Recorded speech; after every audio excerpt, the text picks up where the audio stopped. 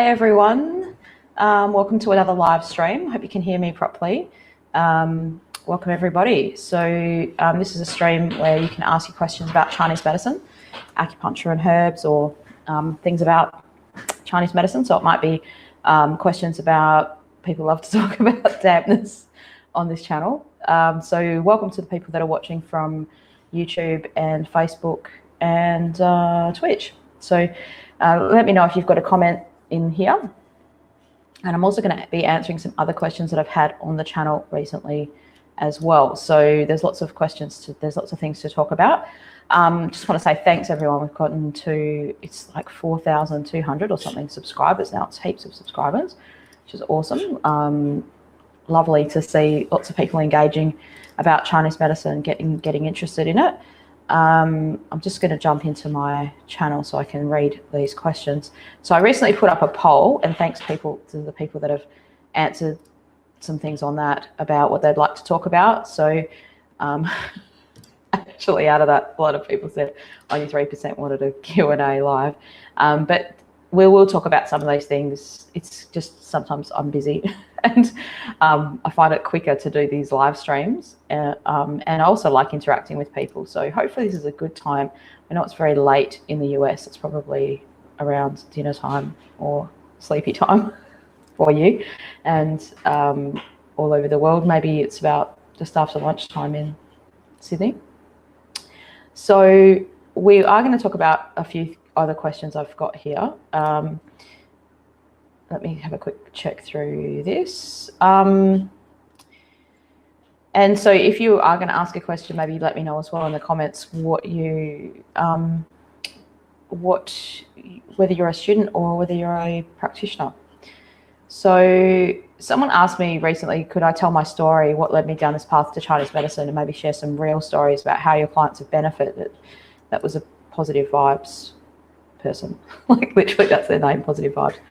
I feel like I've got makeup coming under my eye, but I don't. Oh, it's gone a bit. Have we lost the stream? Have we lost the, I'm frozen. I can see that the thing is frozen. What's happening there? I hope I'm not frozen. There we go, I'm unfrozen. All right, so I'm unfrozen. Sorry about that. Anyway, what's great about using this software, I think, is it doesn't stop. If it freezes, it will just keep going. So you get to see a frozen head of mine. So I do have a couple of videos that I've made on the channel recently about my story. I made one a while back about that. So how did I get into Chinese medicine? What made me choose it? Because I did have a really unusual way of getting into it. It wasn't sort of the typical way. So that's one thing. And I'm making this series this year. This year celebrates 20 years of practice in Chinese medicine for me. So if you can't hear me properly or there's any problems with the audio, just let me know, because I can see that it's working and everything, but hopefully it's not. Let's have a look. Hopefully it's not booming at you. Yeah, so this is 20 years of practice for me in Chinese medicine. And so I thought I'd make a video series. I've started filming a few more episodes of that. I put a new one up this week, and a new video will be launching today as well. So please feel free, people, to ask your questions. It usually takes a while for people to jump into the stream. And get involved, get amongst it. Yeah, so what else can we talk about? So yes, I will share some of my stuff, but one of the issues that I face as a practitioner in Australia that's a little bit different to the US is we have a lot of restrictions on our what's typically termed advertising. I can see that this is bumping around, and that's my fault because I keep banging the table because I've put the camera on my desk. You can see that I'm in my clinic today. I'm not in my home studio. So one of the issues that we face in Australia is we have huge restrictions on things that could be even considered advertising.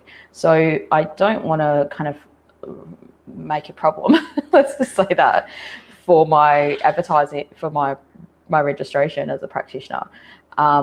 And so when we talk about cases that we've seen, so I can talk about some of those things if it's in an educational context, let's say if I was talking to other students, but probably on this channel, it's a little bit hard to talk about things without it seeming like a testimonial. So in the US, they don't have rules against using a testimonial. So a testimonial is like when someone says, hey, I was unwell and I went to this clinic, or I saw this practitioner and they fixed me, and now I couldn't walk and now I can jump and run and skip and all that.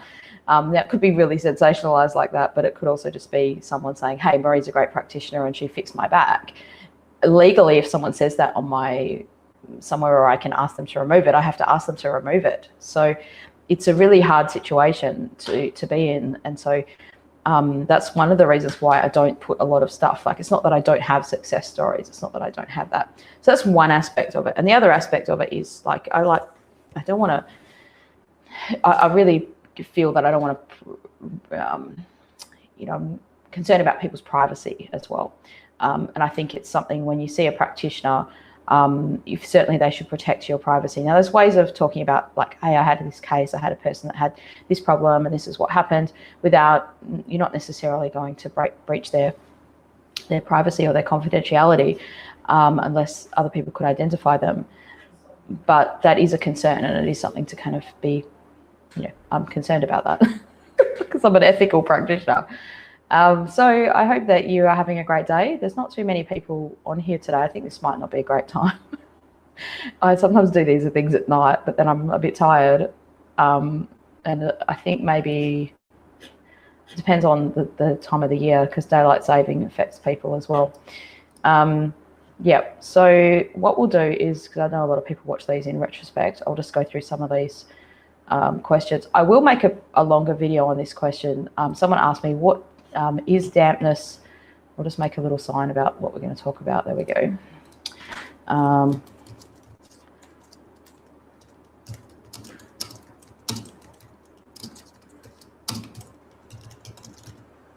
So that's what we'll talk about now.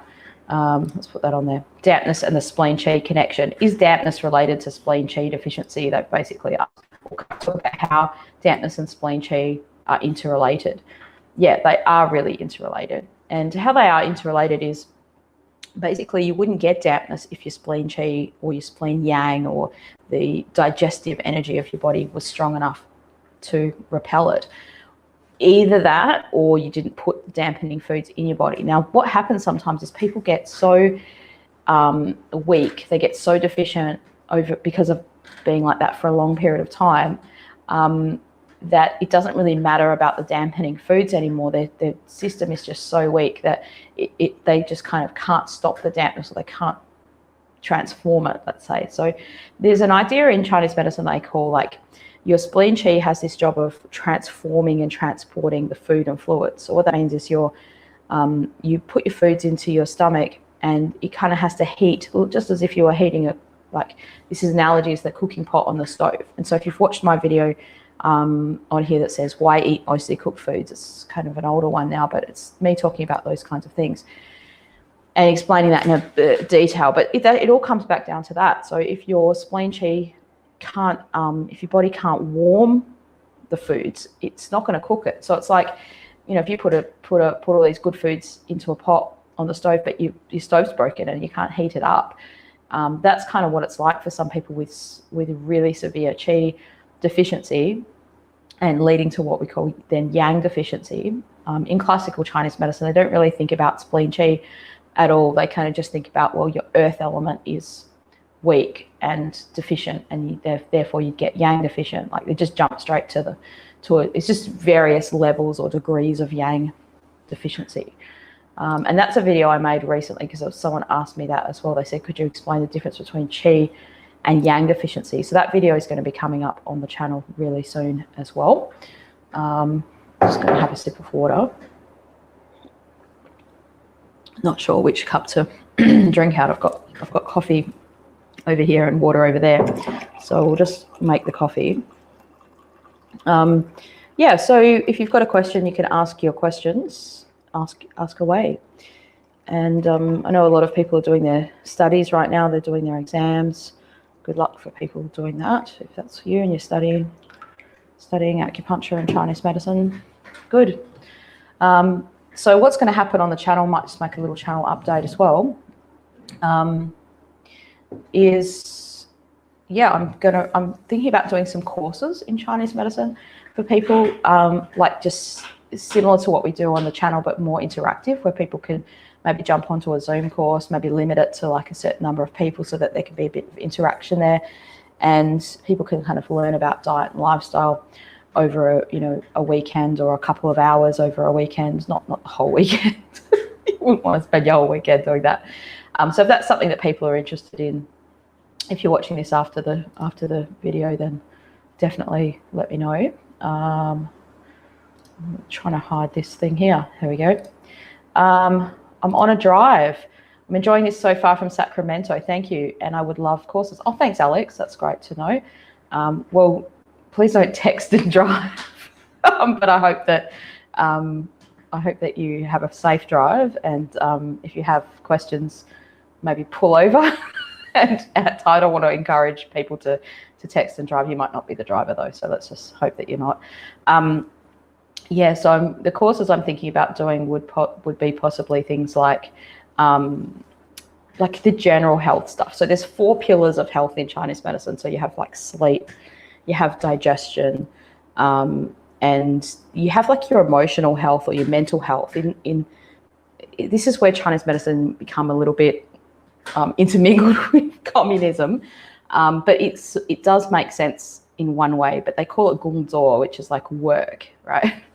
So being a good little worker, kind of in a way. Not sure whether that, I'm just trying to get rid of how to do that. Get rid of that comment off there. It's like, there's things about communism that are terrible. Of course, I'm not in favour of it as a mode of living at all. But there are some things that it does. And this is why people are attracted to it a little bit, because of these ideals, right? And one of these ideals is like, feeling a sense of purpose. And if you have that sense of purpose, like communism says, well, you'll feel that sense of purpose through work, through working the best for the community. And if everybody's equal, it doesn't really matter if you're picking up garbage off the side of the road, or you're a doctor, or you're a lawyer, or I don't know if they have lawyers in communist society. Probably don't need them. But whatever you're doing, you're basically doing that for the benefit of society. And there's a part of that, and that's what I've tried to start exploring on this channel in the psychology aspect. So you might have seen a series that I did recently about using your strengths, and knowing your strengths, and that helping you as just to be a happier person. So there's a massive connection in Chinese medicine between like health and happiness, like your mental health and your physical health, and it's really intermingled. Like, you could be physically unhealthy and eventually your emotions or your mental health will suffer, or vice versa. It could start with your mental health and then your physical health will suffer. So one way, like there's kind of these things that are taught in TCM school that are very simple, but how do you actually apply it? It takes time to kind of unpack that and think about it. So one of those things is like saying, well, limit your emotions. What do they mean by that? Like, just don't be angry, don't be sad, don't be too happy. Do they mean never be sad, like never be happy? Like, how do they mean by limiting those emotions or constraining those emotions? It's more about having control, right? And you could think about it in the 5 elements as well. Like, so you have wood, fire, earth, metal, water in the cycle. I don't really have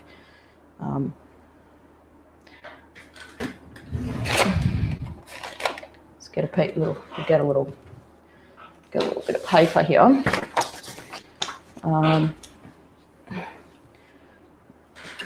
So we can kind of draw this here. So you have wood.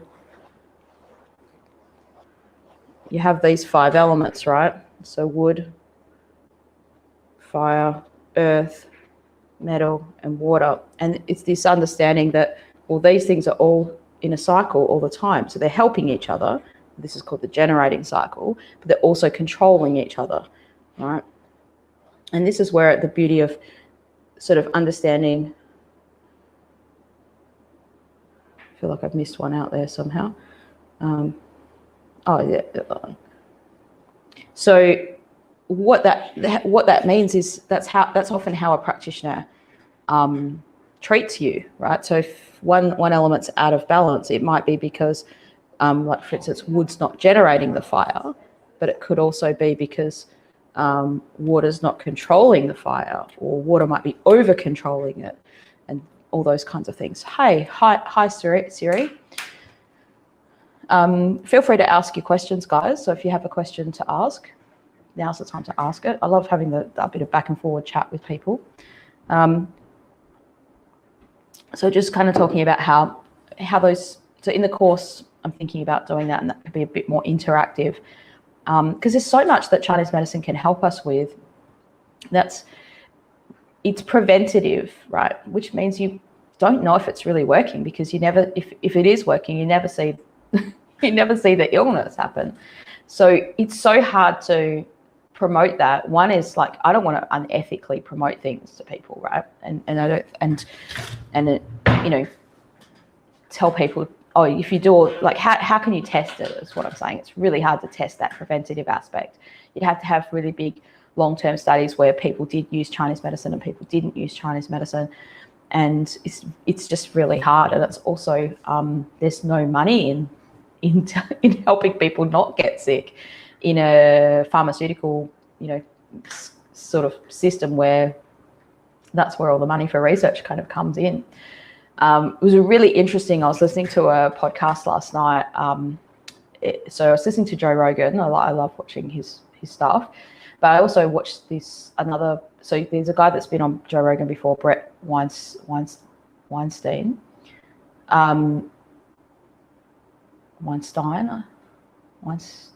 Weinstein, yeah, that's it.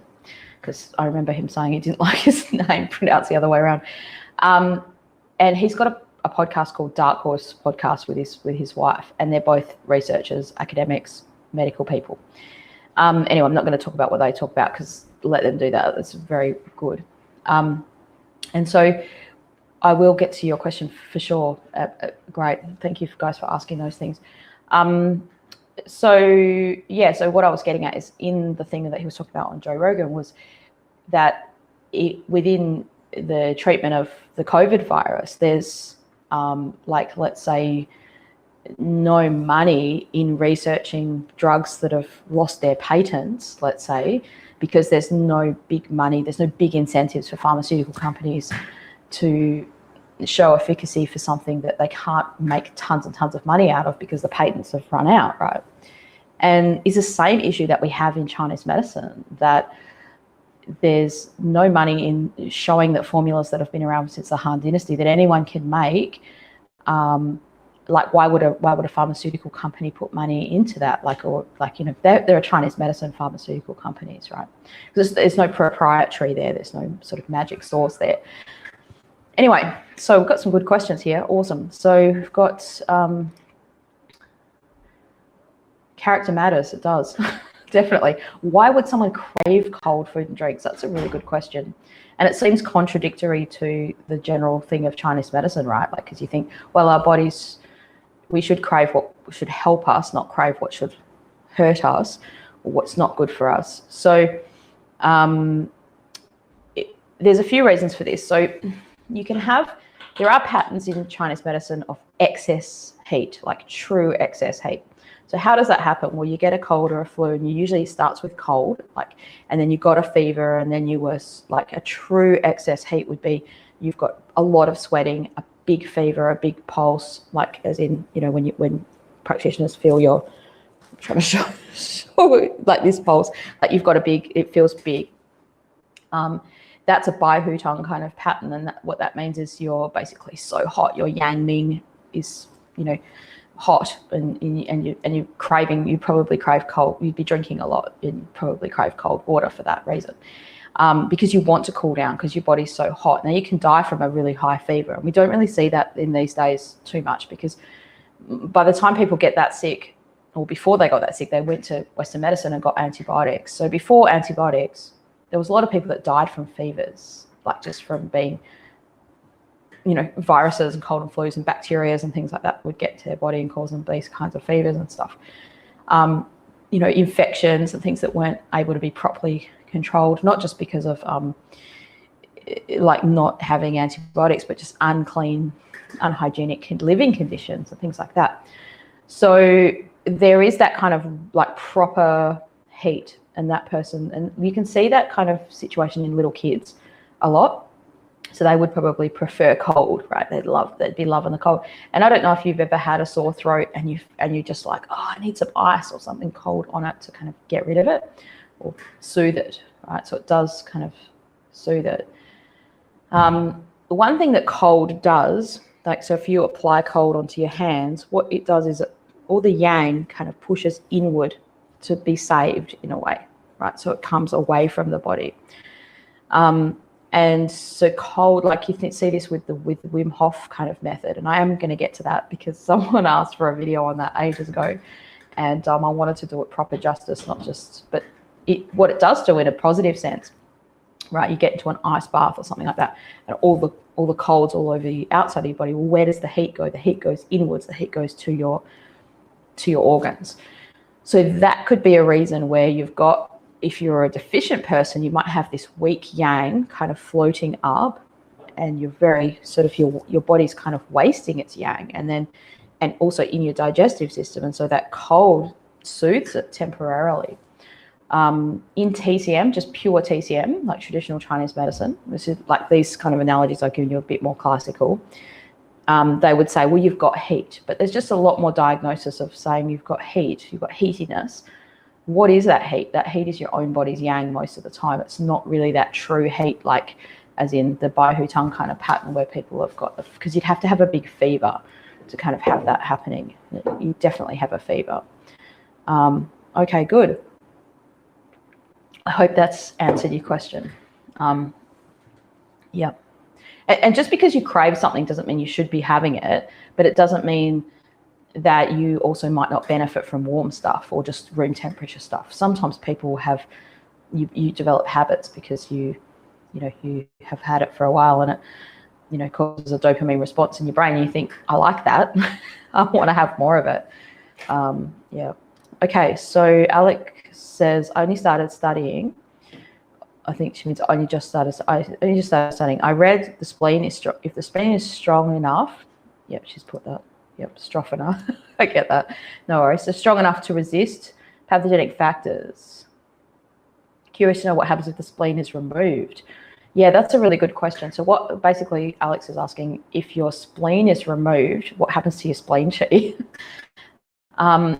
This really highlights one of the aspects of Chinese medicine, that it's not as structural as Western medicine. It's not completely unstructural.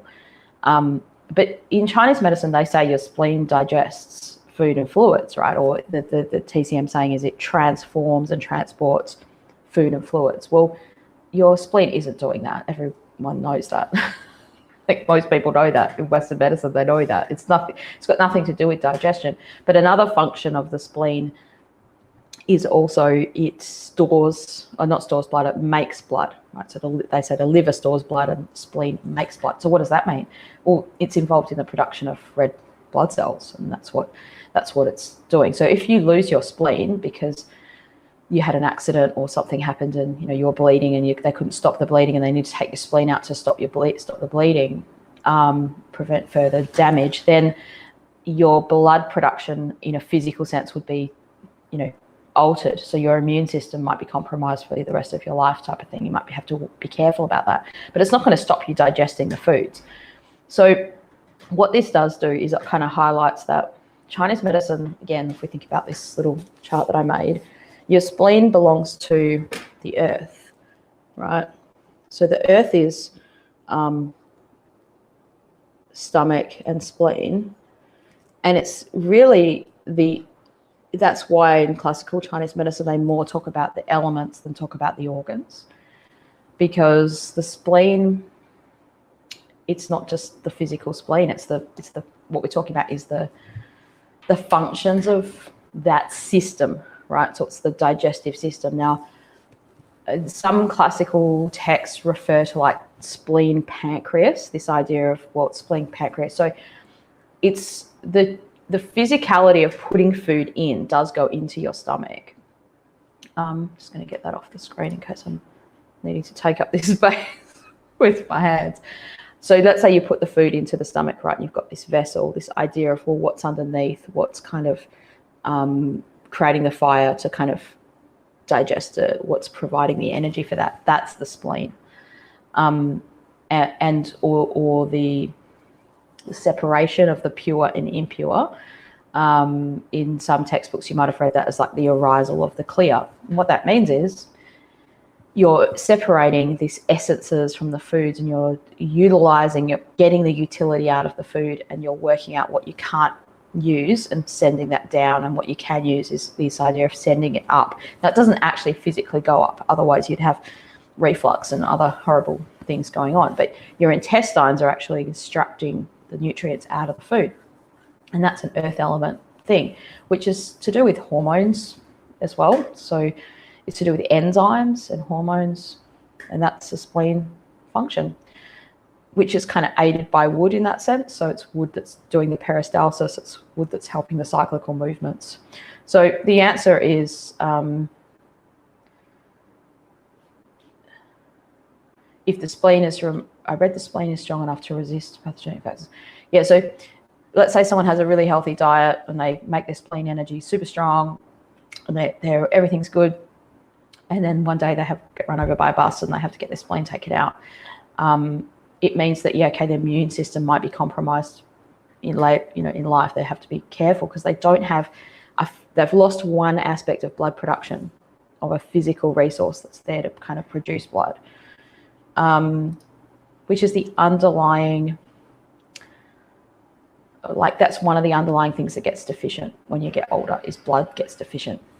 And I think this would also depend if it was a man or a woman. So you'd be more likely to get blood deficient if you're a woman and you lost your spleen. I think you might be worse off than if you're a man and you lost your spleen, because women have a greater demand on blood production just because they have a uterus, and they're, especially if they have had kids or they've had any other problems with their uterus, like heavy bleeding or clots in their period or different kind of dysmenorrheas, or, like period pain or difficult periods and all that kind of stuff. So that could do that. But like your ability to digest food and separate food and fluids, like isn't like what I'm saying is those aspects that Chinese medicine attributes to the spleen, it's metaphorical. It's still it's a process that's going on in the body. But back in the Han Dynasty, they didn't know that some of the things were hormonal things. Some of those things are your things. Some of those things are like systems that are not directly made by that organ. It's still going on, even though that organ's not, that organ's taken out, let's say. All right. So Siri's got 2 questions. Better get on. How long does it take a person to get cured from spleen Qi deficiency? If a person has a good response, and dampness, if a person has a good response. Yes. One of the issues with spleen Qi deficiency is it's often, not always,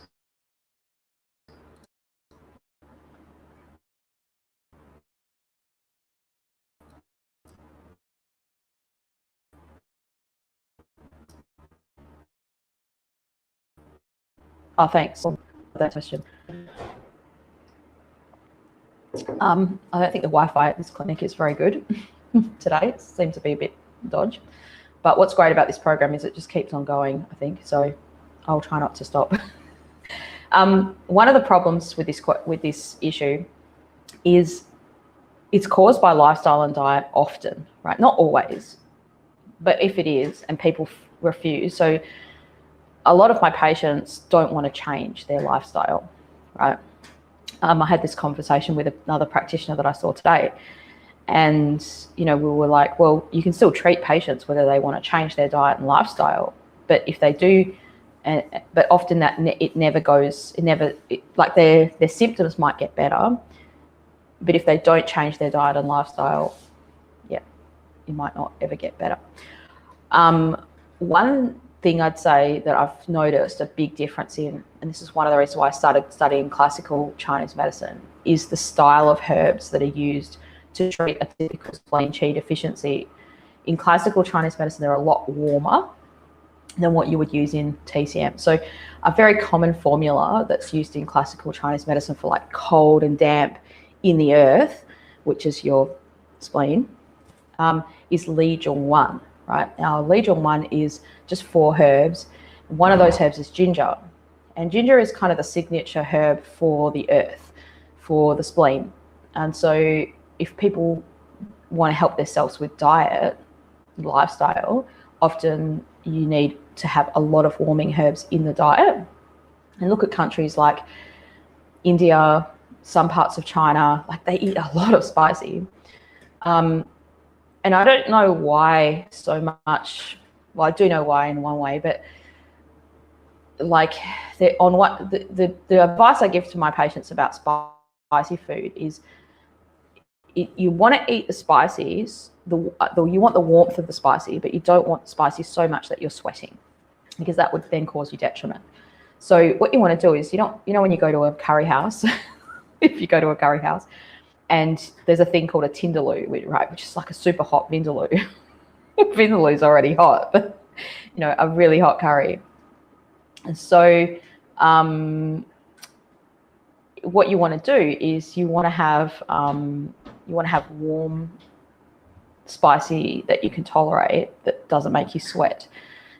So some people might be accustomed or used to it, and you certainly don't want to have spicy food all the time, but just in your diet. And there's different kinds of spicy that makes you sweat, because that's the nature of pungent foods. They should make you sweat. And that's what they're used for in herbal medicine. Like if you've got a cold or a flu, you want to sweat, but then you don't necessarily. So the Legion 1 herb has got ginger, but it doesn't have other pungent things that make you sweat. It's got herbs that kind of help keep that earth element consolidated and not sweating. So you could just include ginger in your diet if you have a general spleen qi deficiency. It's a good food to have as a general sense, as a general thing, as part of your diet. Start cooking with ginger. All right. So we've got another question here. If a patient has hypothyroid and liver blood deficiency and recently started her menopause and gaining weight, what problem would you treat first? Yeah, this is another good question. So in my system, we always go by the pulse first, and that tells you the yang before the yin, basically. So what that means is, so let's have another easier example I could use your example actually. So hypothyroidism isn't something you just wake up with one day and go, oh, I've got hypothyroidism.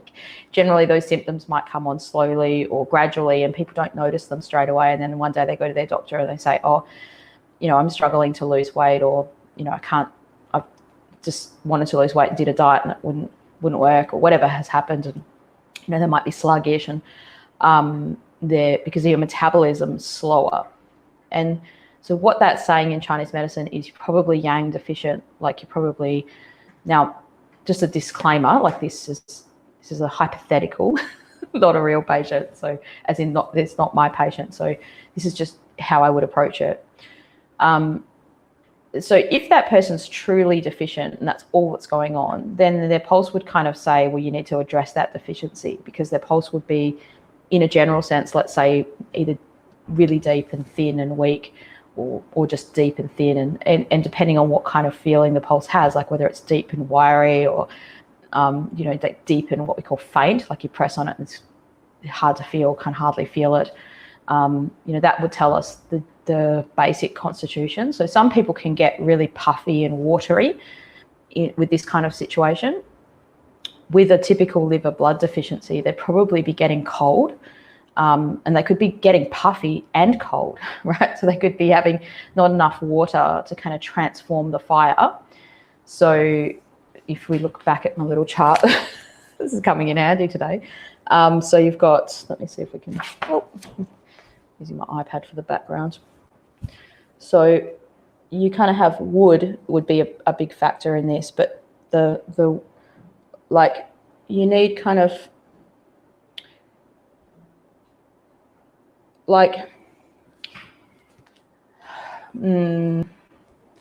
try to answer this without getting too complicated. Actually, I'm trying to make it more simple than that. So what problem would you treat first? You would treat what the pulse says to treat first. That's how I would answer that for sure.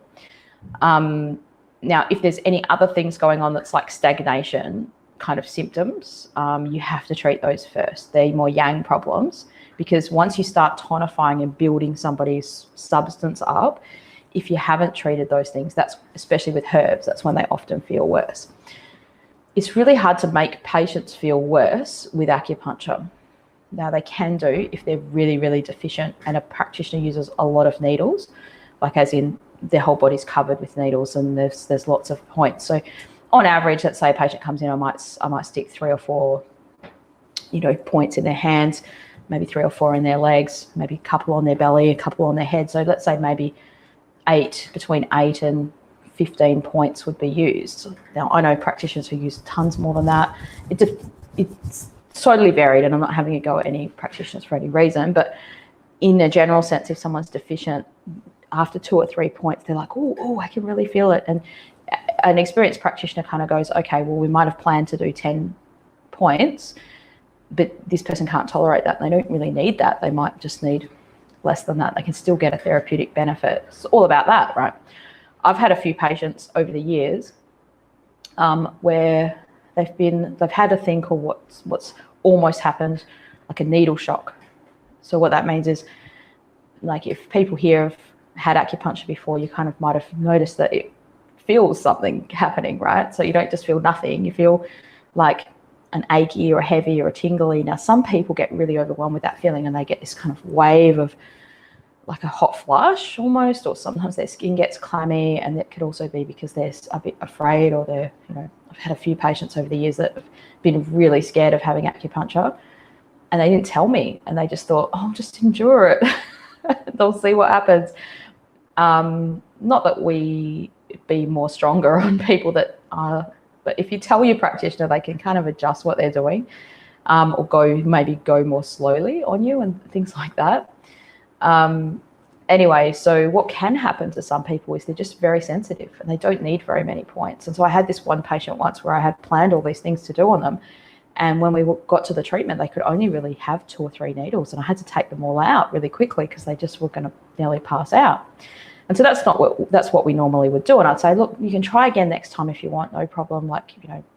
And I sent her home, and then she came back the next week, and I really, in my mind, because I was a very new practitioner then, I'd only been doing it for about 2 or 3 years, and I didn't expect anything to happen. And she came back and like so many things had changed, and she was like, wow, this has changed, that's changed. And we'd only done 2 or 3 needles. And I tell that story a lot to my students, because like sometimes you think, oh, I've got to do all these points for something to happen, but sometimes you don't. Like, you don't have to do all that. Anyway, so what I'm getting at how that relates to to this question here, which it does, is that if a person has all of these things going on, sometimes they are just all intermingled together. And overall, it's one actual. So there's no different treatment for hypothyroidism. We know that that's going on, but it comes back to what's their pattern of disharmony. Same as with menopause. So menopause, there'll be certain symptoms, and that would relate to a pattern of disharmony. And then gaining weight is a symptom, right? And that relates to a pattern of disharmony. So it sounds to me like this person might, like, just pure blood deficiency probably isn't all of those things. Isn't all. I hope this has answered your question in a decent way, slightly decent way. If anyone else has other questions, now's the time to answer them. That would be great. Thanks, Alex and Siri and Characters Matters for chiming in. I really enjoy seeing what people have to ask, answering them. Yeah, so if anyone else has other questions, now's the time to ask them. I'm probably going to close this stream off shortly, in a little while. Oh, do I use fine needling? That's a great question.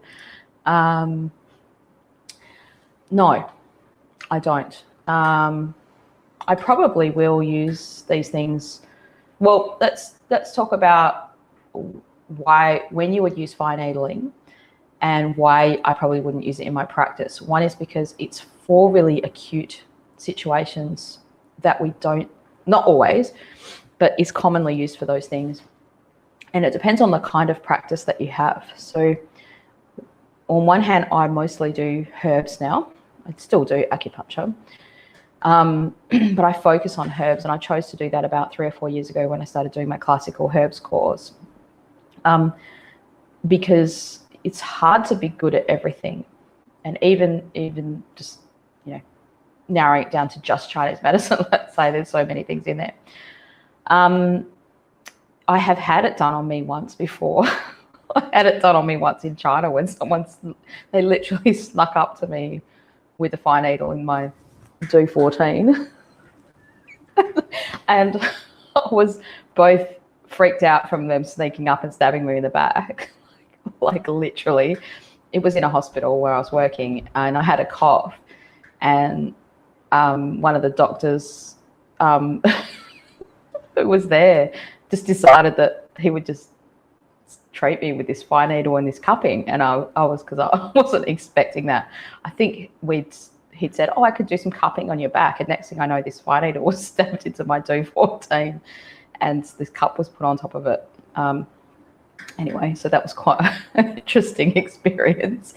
There's a really, really, really good video of fire needling in one of the latest remakes of the Wong Fei-Hong movie. It's called Heroes United or something like that. I don't know whether you can get it now, but I found a copy of it online once. It's got 2 or 3 different names.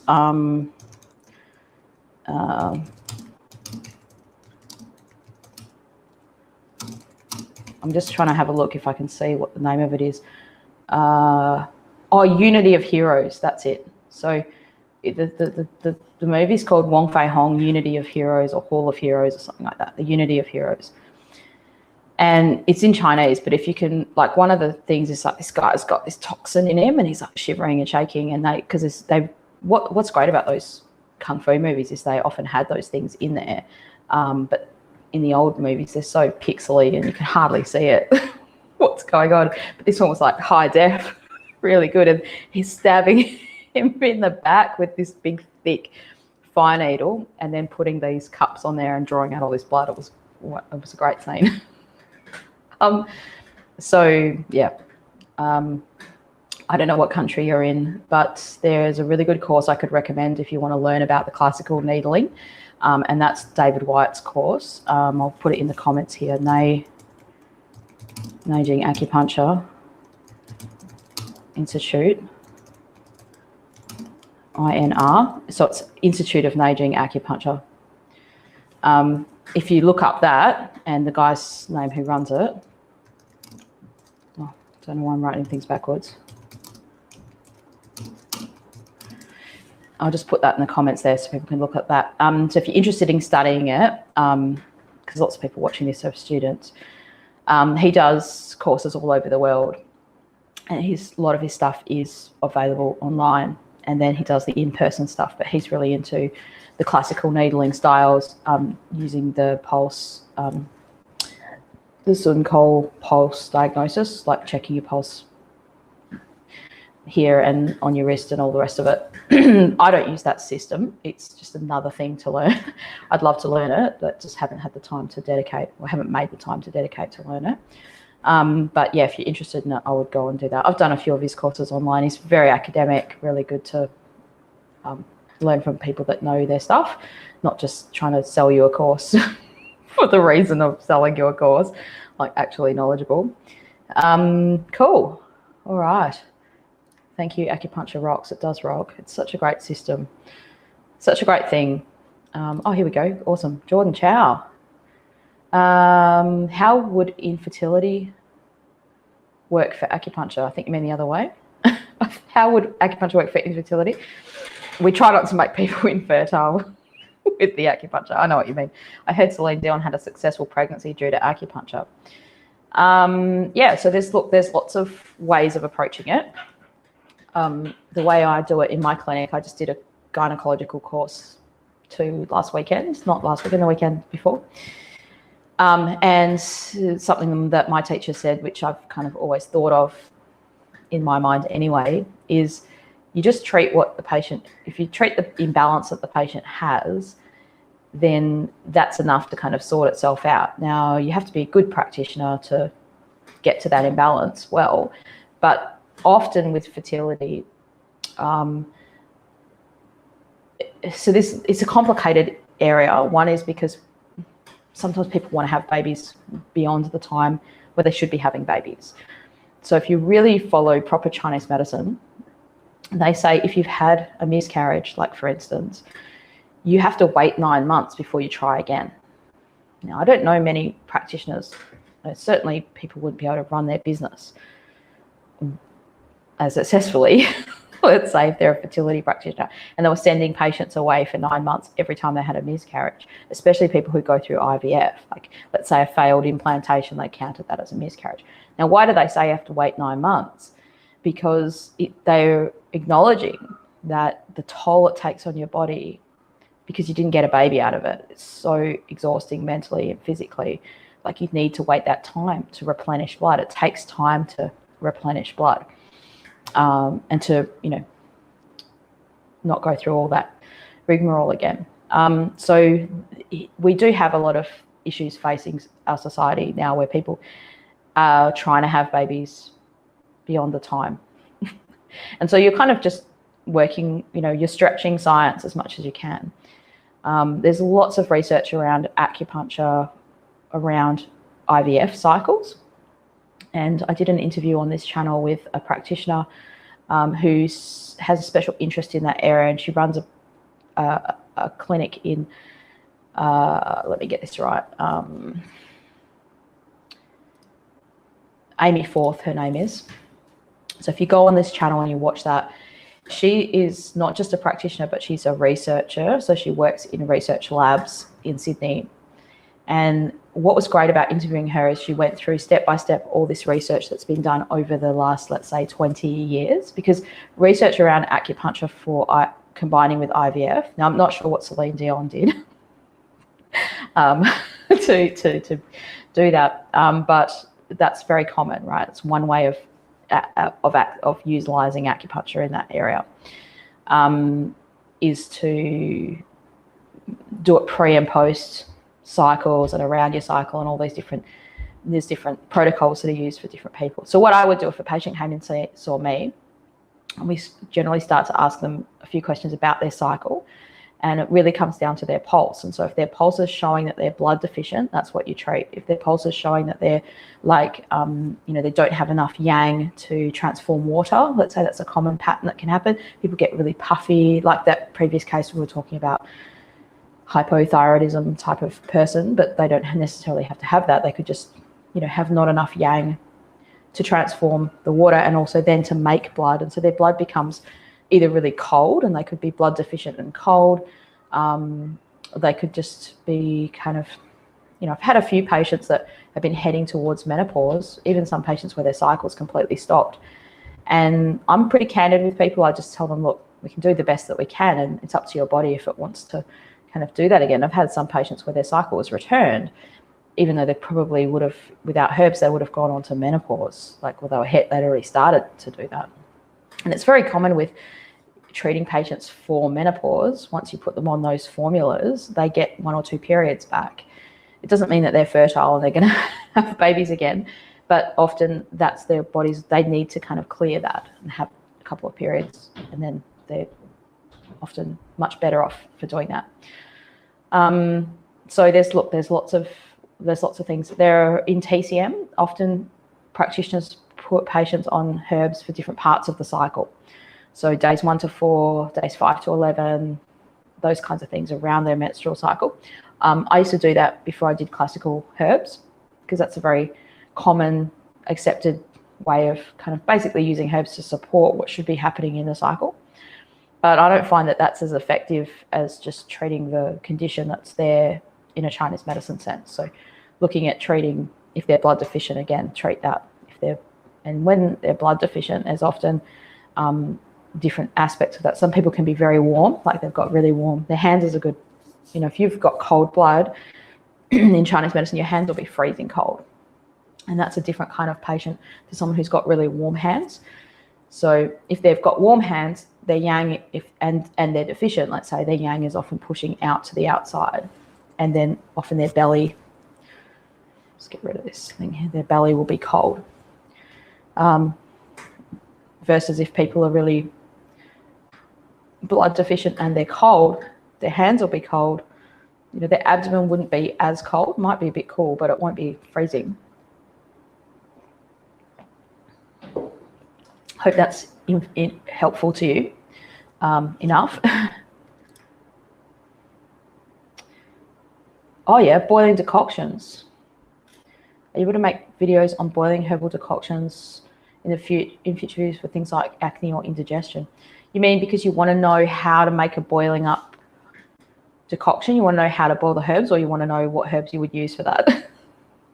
Two different things. One of the dangers of saying, well, this is a herb, these are herbs for acne, these are herbs for indigestion, is Chinese medicine just doesn't work like that. If people say that it does, they're wrong. It doesn't, because it's so indicative. Like it's using them on indications, and you're nothing more than, if you're using herbs like that, you're using them in a very Western way, Western medicine based way, biomedical based way, naturopathic based way. So what I'm getting at is what treats one person's indigestion might actually make someone else's indigestion worse, because it's based on their pulse. And what I mean by their pulse is telling you what their constitution is. So yeah, I don't want to try to hide information from people, but that's the reason why I don't do things like that. Because a little bit of knowledge is more dangerous than no knowledge in some aspects. And really the purpose of this channel is to help people understand what their practitioner is going to be able to do for them, and help you with the things you can do for yourself.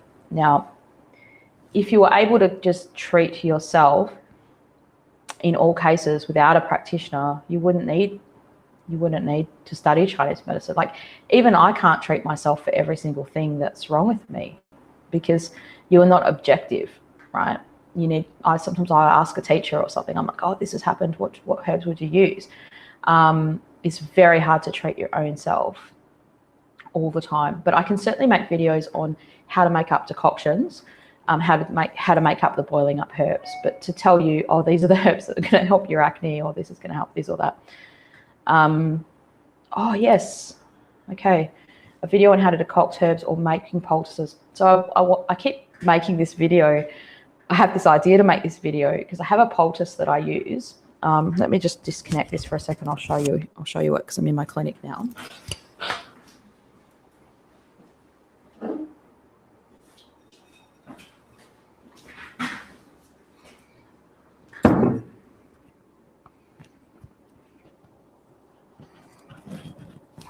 Okay, put that back on. So this is, let me put this near here. It looks disgusting. It doesn't look good. This is a poultice that I often use, and I made this up myself. Literally, there we go. Where's the video? Let me get my face. I'm not used to using this camera. This is my iPhone. Oh, just poured poultice all over the floor, all over the desk. There we go. This is not the normal camera that I use, so I'm not sure if it's gonna. It wants to see my face, not this. Anyway, what this is, I'll tell you what the ingredients are, and I'll tell you why I use it. You might have heard of linseed. So what this poultice is for is basically aches and pains, ankle, if you've sprained your ankle.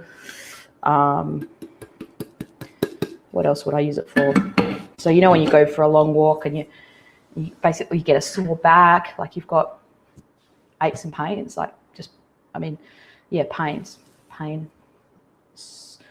inflammation in your joints kind of problems, you could use it for that. I used to have a really bad wrist problem from playing my violin. So when you play violin, you're kind of, there we go, you're doing this with your wrist. Even if I do this now, it really hurts my shoulder. So you're doing this, right, and your shoulder's up, and I mean you're not that high, but even if I just do that posture right now, my body doesn't like it. Probably goes back to thinking about those old days where I would be pushing my wrist out. So that kind of posture used to really hurt my wrist here. when I was younger, and it was through Chinese massage that I actually fixed this, like doing massage on it regularly. So what you do with this poultice is you just mix it with hot water, a little bit of hot water. Once you put too much water in it, you can't go back. But I will make a video about it. So there's 3 ingredients in it. One's linseed. And if you can get the linseeds already ground, it's better. Grind the linseed, it's free on the outside. You have to have a quality grinder. Try to make it at home. Can't kind of do that. So I'll put that in the thing. I use a herb called Honghua, which is this little red herb in here. Oh, there's actually a big bottle of Honghua down there. Hang on. Get that as well.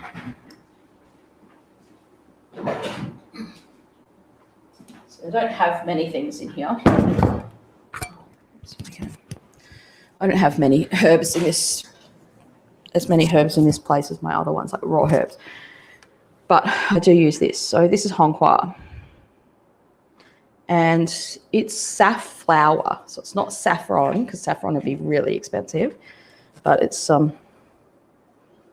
safflower. So I only really use this. Well, there we go. See if I can pick that up. Put it back here. It's almost as red as my hair. Oh, got it all over me. It's safflower. So what that is you can buy these from Chinese food shops, Oriental grocery stores, that kind of stuff. Oh my goodness. It's Honghua all over the floor. So safflower, Honghua, and you can also then have frankincense.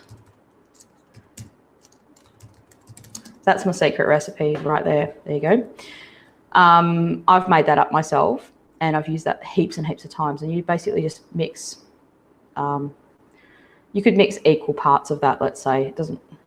I don't know. It doesn't really. I just make it up different ways each time. But the Honghua is very fluffy. So if you do it by grams, it'd be heaps. You'd basically have. Let's say I have a teaspoon of the Honghua, a teaspoon of the frankincense, and 2 teaspoons of linseed type of thing. And you mix that up with a little bit of water, and it makes like a paste. And you put that on, and that's a poultice. So I can make a video about different kinds of poultices. I used to be super duper interested in poultices and external use liniments and things like that, because I used to do heaps more external type of injuries and things like that. And there's so many interesting things in Chinese medicine that are just interesting. You just get these books and you're like, what are these things? And I want to make them, because I really loved, when I started studying Chinese medicine, I was younger, first practicing it, I just loved making things. And I think that's why I love herbs probably more than acupuncture. Like I have a herbal tea business and stuff like that now, because I love mixing things together. Like just the act of making things makes me happy. Yeah, but I like the idea of being able to put stuff on you externally when you are sick in that way, like you've injured yourself externally. And there's heaps of things in Kung Fu, external like liniments, where you soak the herbs in wine, or you soak them in, alcohol, basically, to extract the stuff out of it and then use them like that.